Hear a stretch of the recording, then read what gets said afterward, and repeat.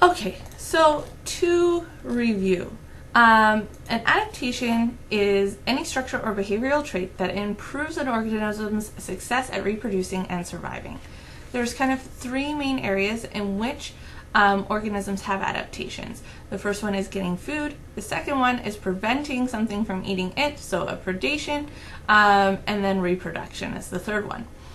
We have physical adaptations as well as behavioral adaptations. So behavioral being something we do, physical being something that we kind of have as part of us.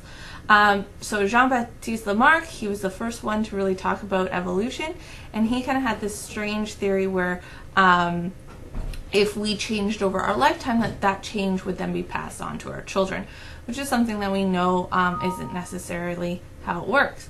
Thomas Malthus, he had a talk about how populations remain quite constant because there are a bunch of checks and balances. That information led Charles Darwin to start thinking about evolution and how that might play in. So he made his own theory of evolution. It has three main points.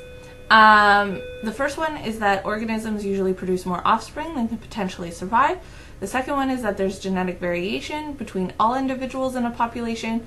And then the third one is that there are limited resources in which individuals of a species will compete for, right? So this is intra-species competition, not interspecies competition.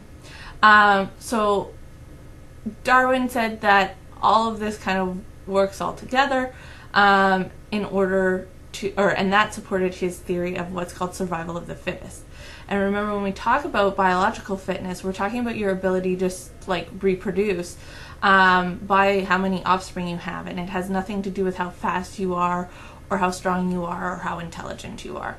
It was Alfred Russel Wallace that kind of went to Darwin with a similar theory, at which point then Darwin and Wallace presented this to the scientific community, but it's mostly Darwin who gets the all the credit for it. So Charles Darwin has his own book called The Origin of Species, and in there he states that all life came from on Earth came from one common ancestor, and that the population changed to produce new species, and people feel like that is quite controversial, shall we say. All right, with that, that's a great review, and we'll see you next lesson.